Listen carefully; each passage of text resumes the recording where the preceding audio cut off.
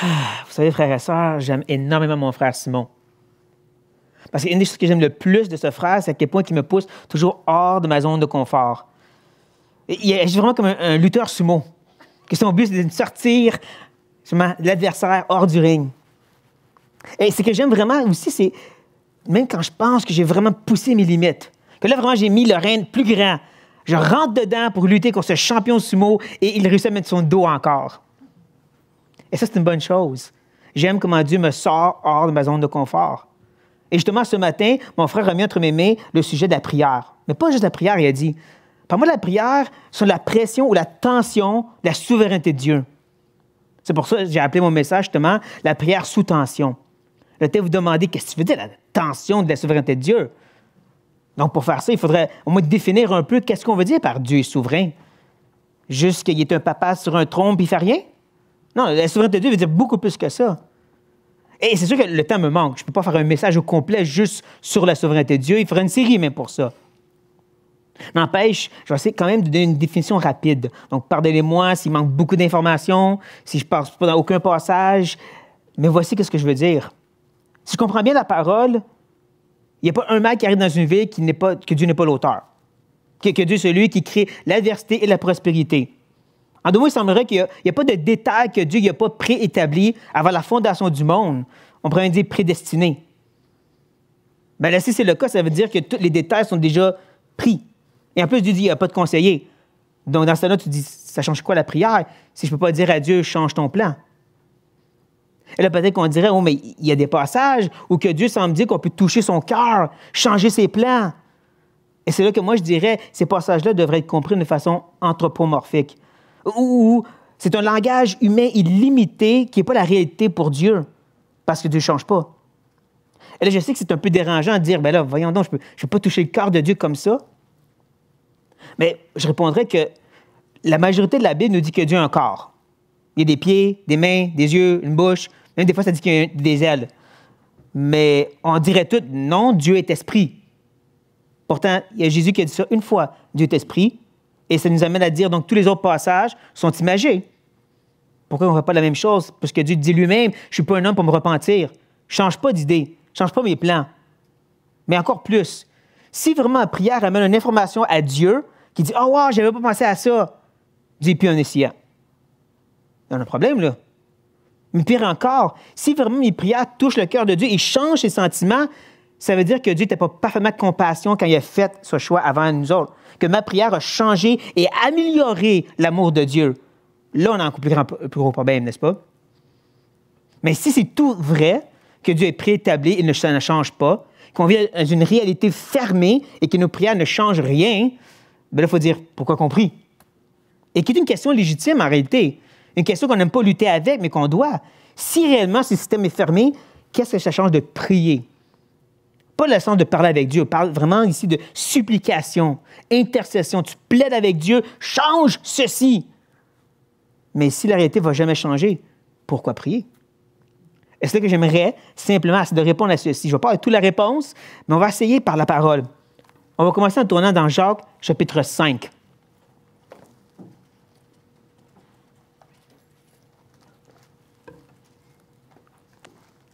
Jacques, chapitre 5, un des meilleurs passages sur la prière.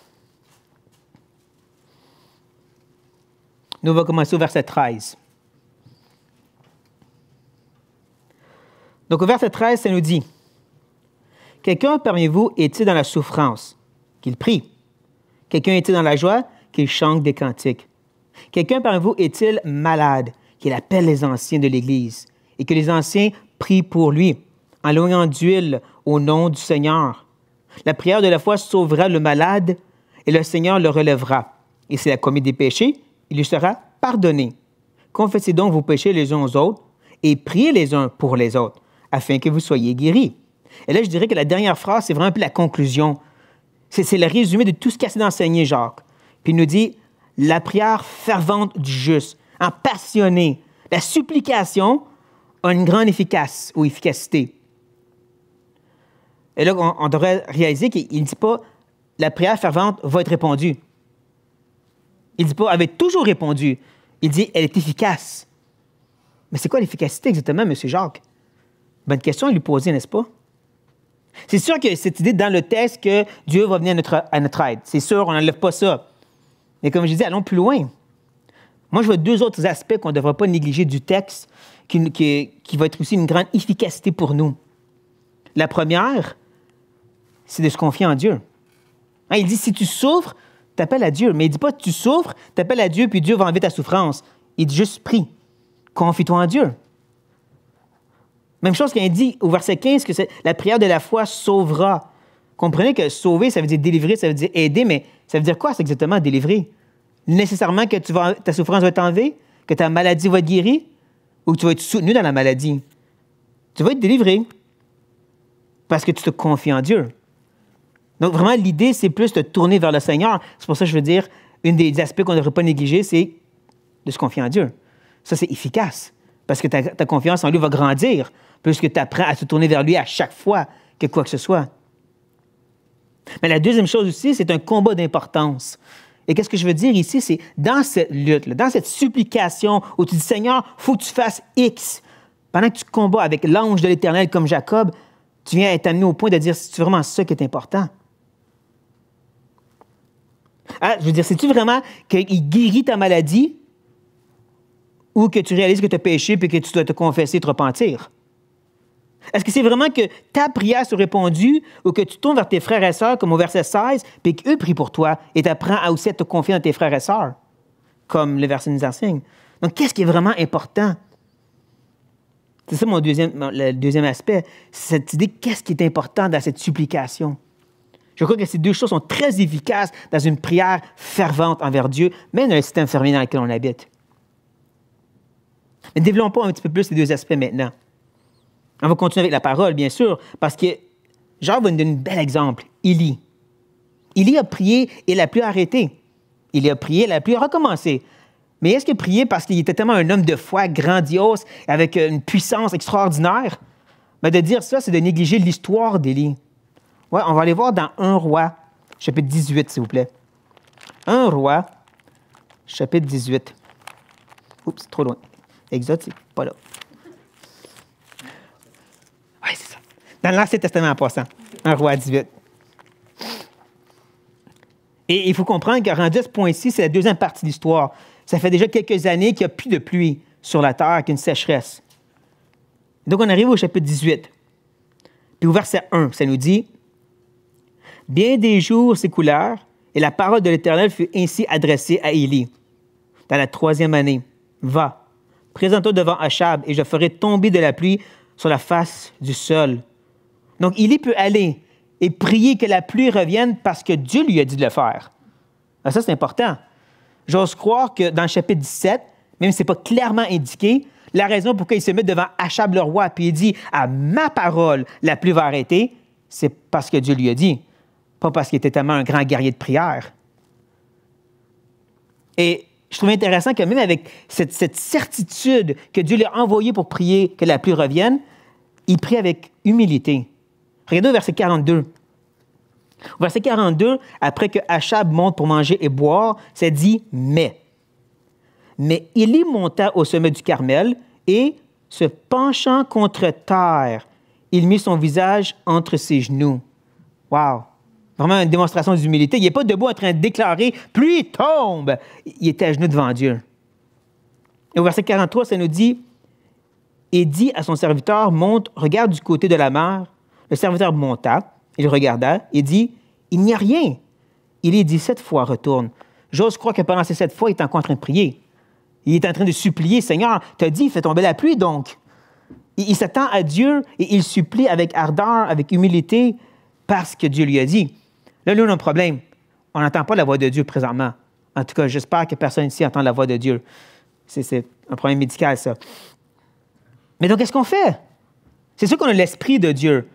Le Saint-Esprit est avec nous, il nous guide dans la prière, mais il y a toujours la réalité qu'on a le vieil homme qui vient lutter avec le Saint-Esprit, n'est-ce pas?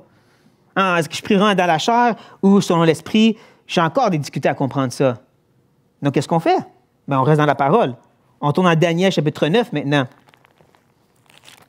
Toujours l'Ancien Testament. Daniel, chapitre 9.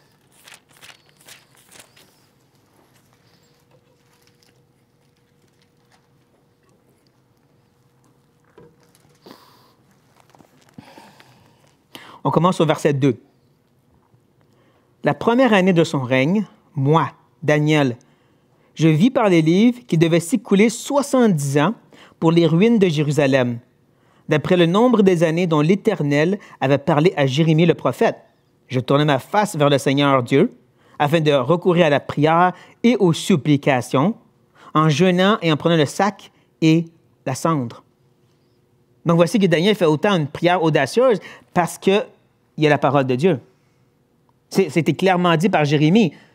Après 70 ans, quelqu'un va prier, le peuple va revenir. Non, là, c'est la parole de Dieu. On a la révélation totale que Daniel n'avait pas encore. Donc, j'ai osé dire que c'est la parole de Dieu, avec l'Esprit de Dieu, qui nous amène aux pensées de Dieu pour prier selon sa volonté. Et je vais la répéter. C'est important parce que c'est la parole de Dieu bien comprise dans son contexte, selon la soumission à l'Esprit de Dieu, qui nous amène à les pensées de Dieu qui a déjà préétabli toutes choses, qui avait déjà planifié de retourner Jérusalem seulement après 70 ans, qui nous amène à donc prier selon sa volonté, en ta volonté sur la terre, non la nôtre. C'est ça qui a amené Daniel à prier comme il l'a fait. Donc là, on voit encore cette idée de confiance en Dieu. On peut suivre l'exemple de Daniel ici. Mais qu'est-ce qui était important pour Daniel? Qu'est-ce qui a vraiment prié en cette situation ici, où il y a l'information, il y a la certitude. Si je prie, on retourne à Jérusalem. Qu'est-ce qu'il a prié? C'est là qu'on va voir l'importance. On va lire cette prière en entier. Donc, attaque ta touche avec la broche. Mais verset 4 nous dit, « Je priai l'Éternel mon Dieu, et je lui fis cette confession.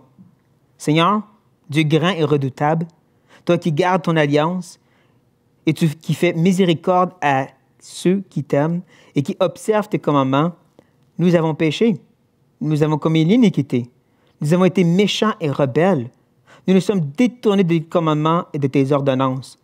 Nous n'avons pas écouté tes serviteurs, les prophètes, qui ont parlé en ton nom à nos rois, à nos chefs, à nos pères et tout le peuple du pays.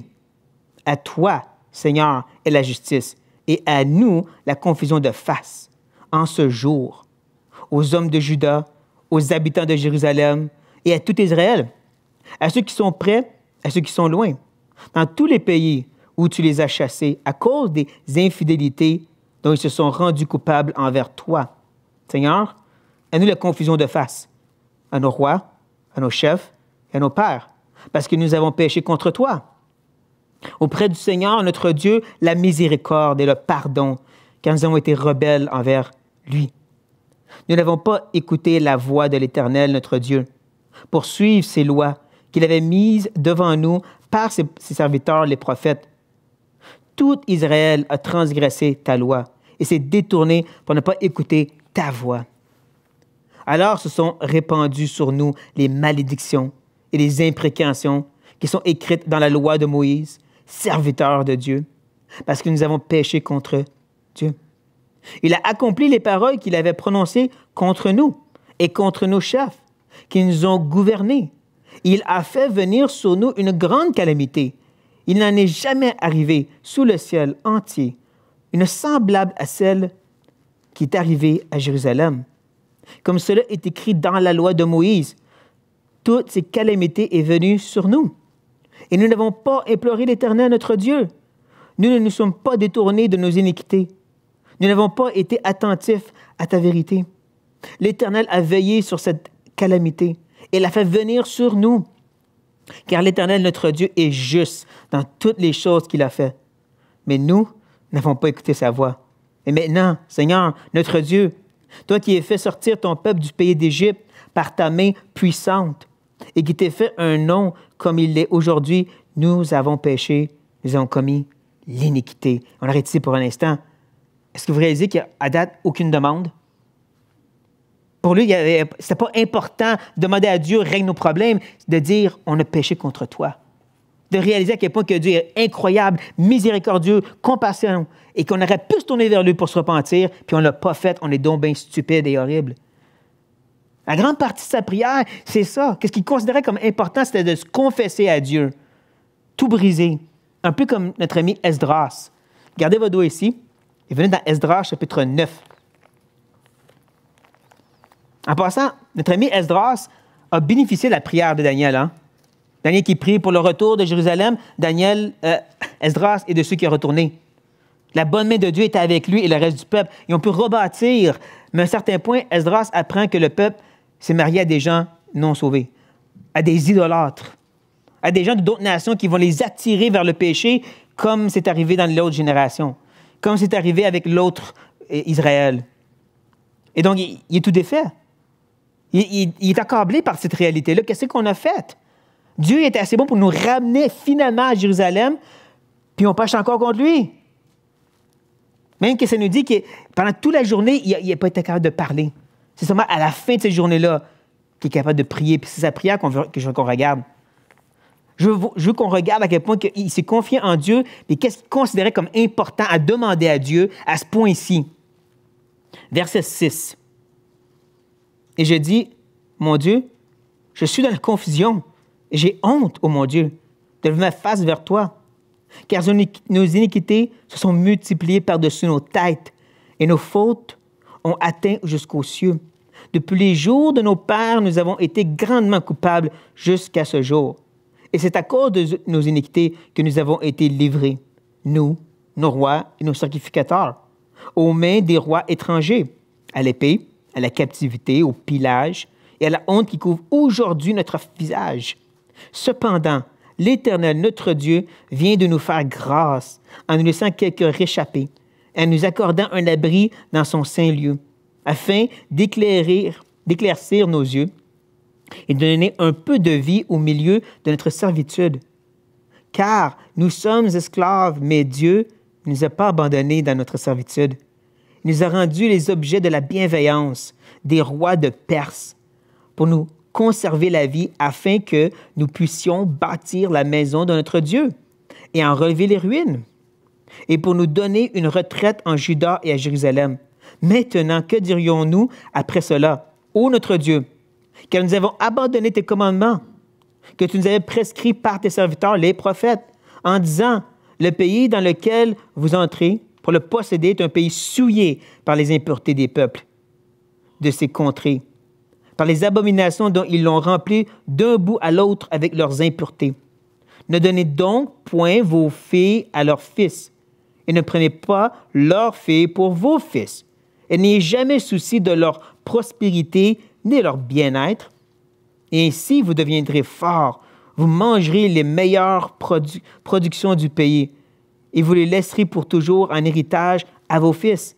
Après tout ce qui nous est arrivé, à cause des mauvaises actions et des grandes fautes que nous avons commises, quoique tu ne nous aies pas, ô notre Dieu, punis en proportion de nos iniquités, et maintenant que tu nous as conservé ces réchappés, recommençons-nous à violer tes commandements, à nous allier avec ces peuples abominables?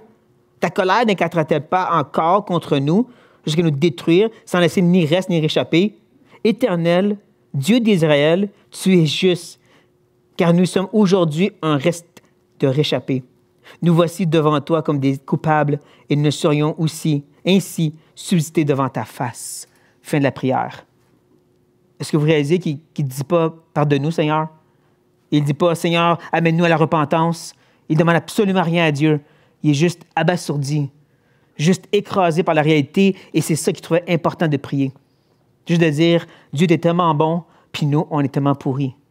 Frappant, n'est-ce pas? Frappant quand tu considères qu'est-ce que Dieu va faire avec cette prière, mais avant, on retourne en Daniel.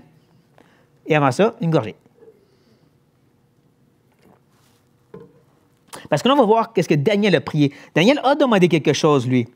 Mais c'est quand même intéressant de voir qu'est-ce qu'il demande exactement à partir du verset 16.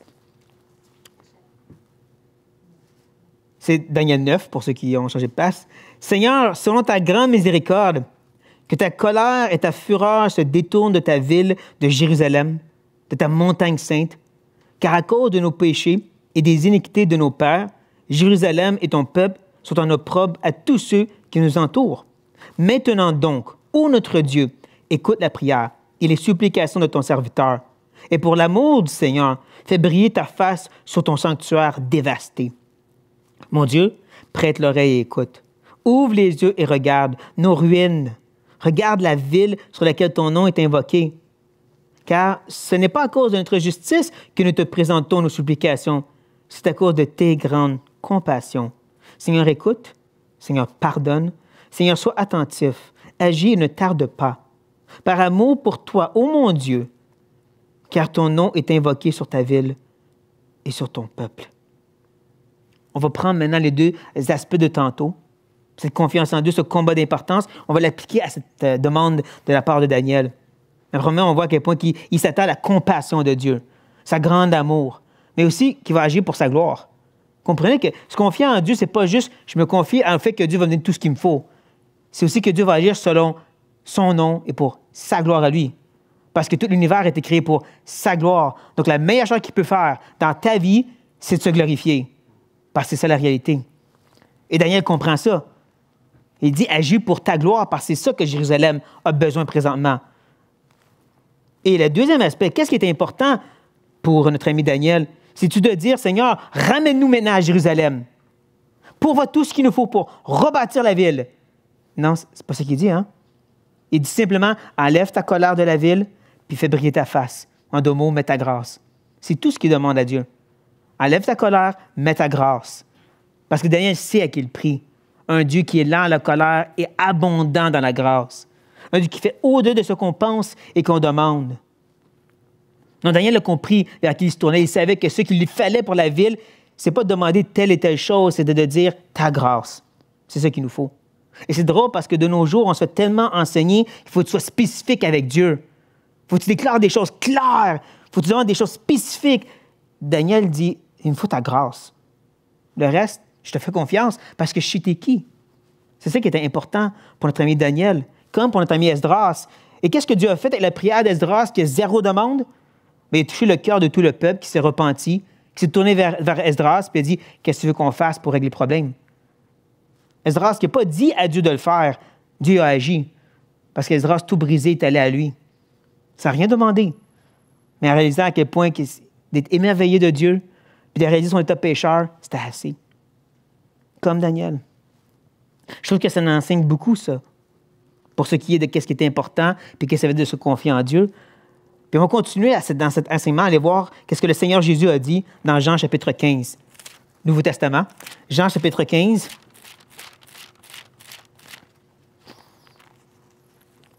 Un beau passage, un incroyable chapitre, et c'est triste que certains prédicateurs de prospérité ont comme pris une phrase puis l'ont tordue. La phrase, c'est celle qui se trouve à la fin du verset 7, où Jésus nous dit « Demandez ce que vous voudrez et cela vous sera accordé. » Et voilà. C'est un chèque à blanc. Tu demandes qu'est-ce que tu veux puis Dieu va tout te le donner. Bien, ça, c'est comme d'oublier que Jésus dit autre chose que juste ça ici. Il y a comme un chapitre complet qu'il faudrait regarder. C'est ça que nous, on va faire ensemble. Parce que cette belle petite promesse que Jésus nous fait, il la répète au verset 16. Ouais, à la fin du verset 16, il dit « Afin que », on va revenir sur ça, « afin que ce que vous demanderez au Père en mon nom, il vous le donne. » C'est pareil, n'est-ce pas? Demande pour recevoir. Il semblerait que c'est comme les deux couvertures du livre. Sauf que les couvertures ne font aucun sens si tu n'as pas un livre à l'intérieur, si tu n'as pas un contenu. Le contenu, c'est le reste de l'enseignement. Cette belle promesse se réalise selon qu'est-ce que le reste de ce que Jésus a enseigné. Comme par exemple au verset 8, « Si vous portez beaucoup de fruits, c'est ainsi que mon Père sera glorifié et que vous serez mes disciples. » Il faut comprendre qu'il dit ça tout de suite après parler de demander pour recevoir. C'est en lien, ça, l'idée de porter du fruit. On le voit ensuite au verset 16 qu'il revient sur cette même vérité.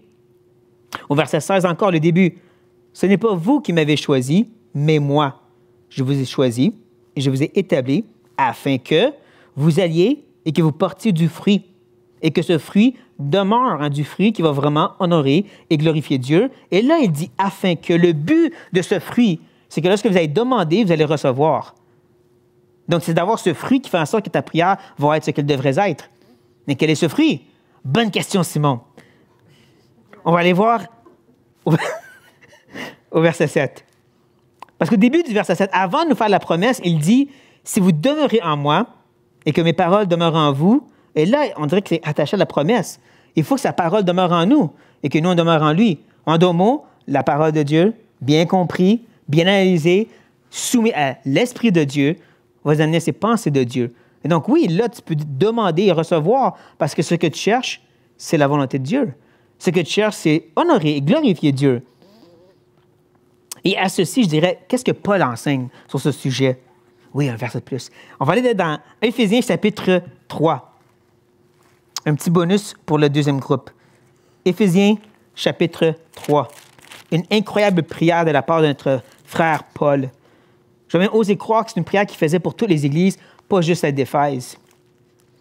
Parce qu'elle est tellement puissante. Elle commence au verset 14. Donc, Éphésiens 3, 14.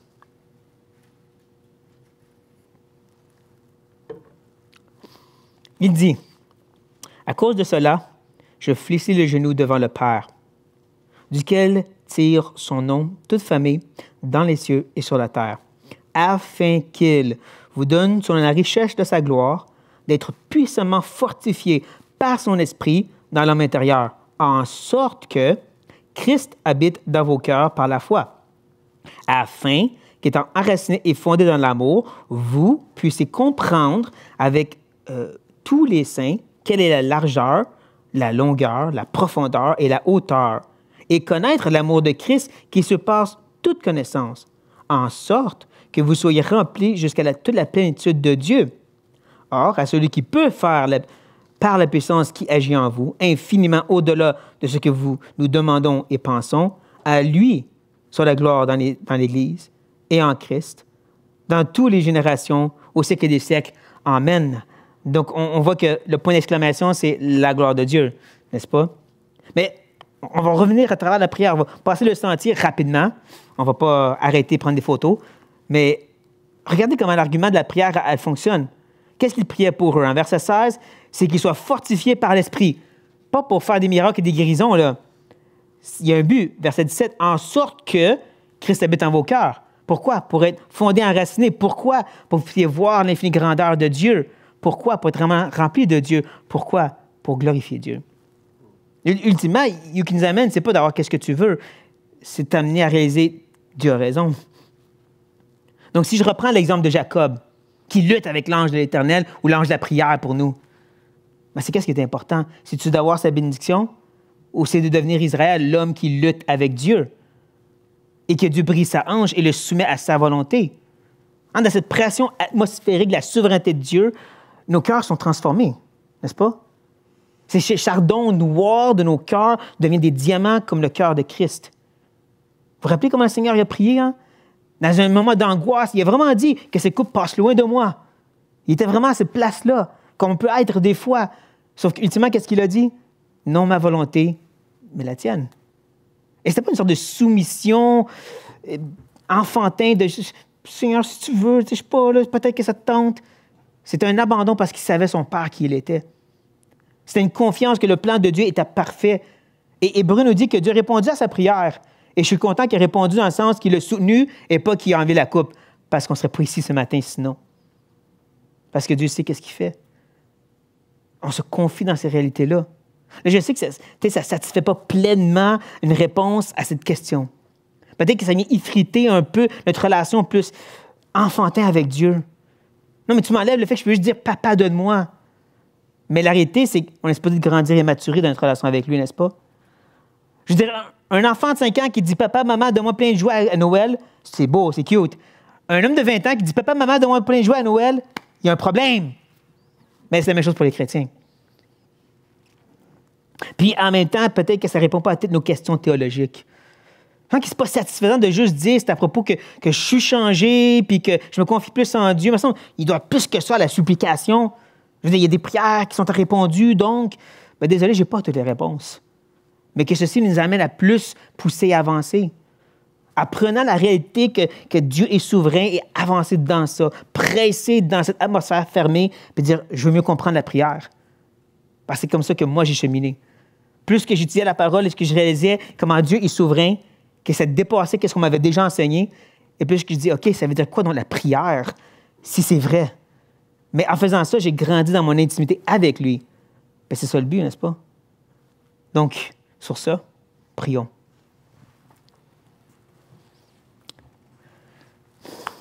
Seigneur, merci pour la prière. avant toute chose, juste l'idée, là, avant de questionner théologiquement, puis de débattre et d'argumenter, juste l'idée que nous, des pécheurs, on rentre dans ta présence, puis tu es saint. Tu es saint, saint, saint. Puis on rentre, puis on demande comme des enfants auprès de leur Père. On peut vraiment étirer nos mains vers toi, puis s'attendre à toi. Apprends-nous à te faire confiance. Apprends-nous de lâcher prise de nos idées et nos désirs, puis de réaliser que tu es infiniment bon, puis infiniment sage. De questionner ça, c'est ridicule. Seigneur, amène-nous à cette place d'abandon et de soumission comme notre frère Jésus, comme ce grand Seigneur qui a réellement remis la coupe entre tes mains, puis que tu lui as ordonné, puis il l'a pris. Amène-nous à cette place-là. Dans nos luttes, Seigneur, dans ce conflit de la prière, où on a des circonstances difficiles, puis qu'on plaide et qu'on crie et qu'on intercède pour les autres, que tu nous changes à travers ça, Seigneur. Que nous amènes et nous guides par ton esprit à prier selon ta volonté, parce que ta volonté est bonne, agréable et parfaite. Apprends-nous ces choses. Mais oui, motive-nous à prier, parce que c'est vrai que la prière a une grande efficacité dans nos vies. Et on veut croire dans ce Dieu qui agit extraordinairement dans nos vies. On veut s'attendre à toi et s'abandonner à toi. À toi seul la gloire, ô Dieu. Amen.